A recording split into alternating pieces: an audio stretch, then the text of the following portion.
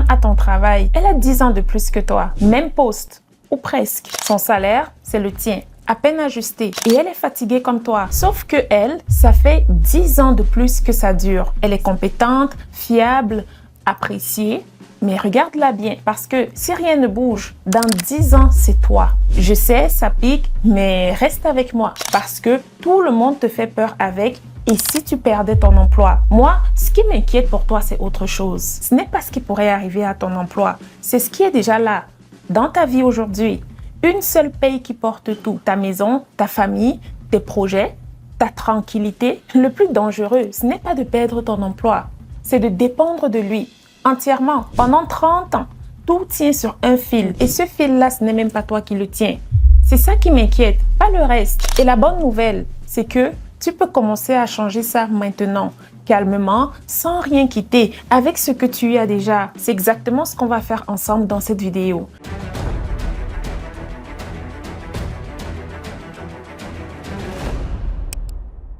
La paye tombe, disons le 25.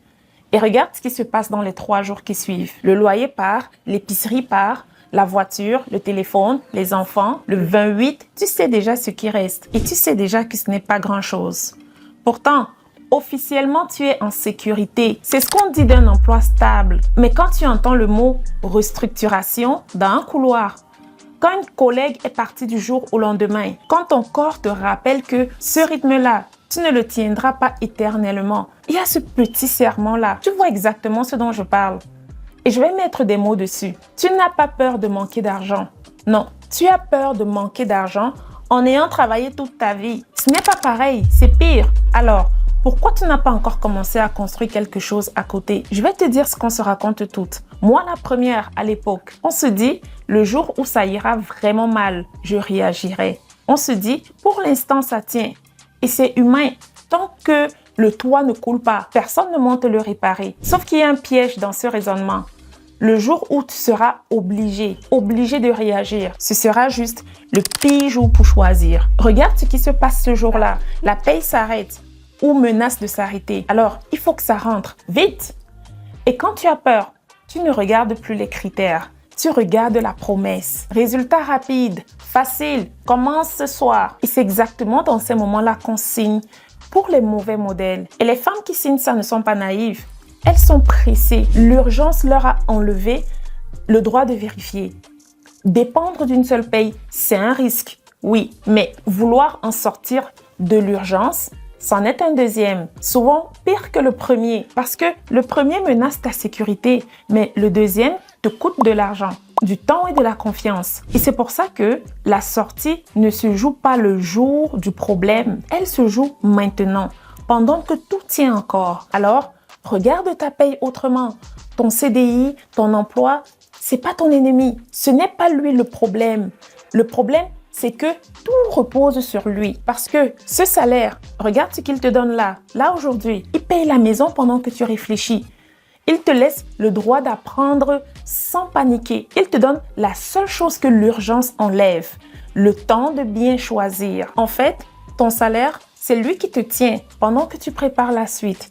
Et celle qui démarre un projet adapté à elle pendant que sa paye la protège, ne choisit pas dans la peur. Elle choisit avec des critères. Elle a le droit de comparer, de poser des questions, de dire non. Celle qui attend d'être au pied du mur n'a plus aucun de ses droits. Elle ne choisit plus ce qui lui convient. Elle choisit ce qui promet de la sortir vite. Et tu sais maintenant où mènent ces promesses-là.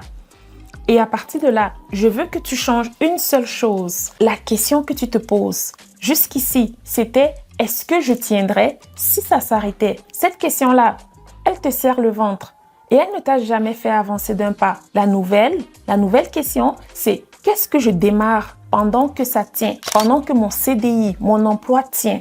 Et anticiper comme ça, c'est pas être pessimiste, c'est pas tout voir en noir. Non, c'est refuser de laisser le calendrier décider à ta place. C'est ce que tu fais déjà partout ailleurs. Tu mets tes pneus d'hiver avant la première tempête. Tu prépares les lunchs la veille parce que tu sais comment sont les matins. Ta vie financière mérite la même intelligence, c'est tout. Alors non, Tu n'as pas à choisir entre ta sécurité et ta liberté. Tu gardes ton emploi, tu gardes ta paye, tu gardes ton appui. Et pendant qu'il tient, tu poses le deuxième, calmement, sans urgence, sans attendre d'être au pied du mur.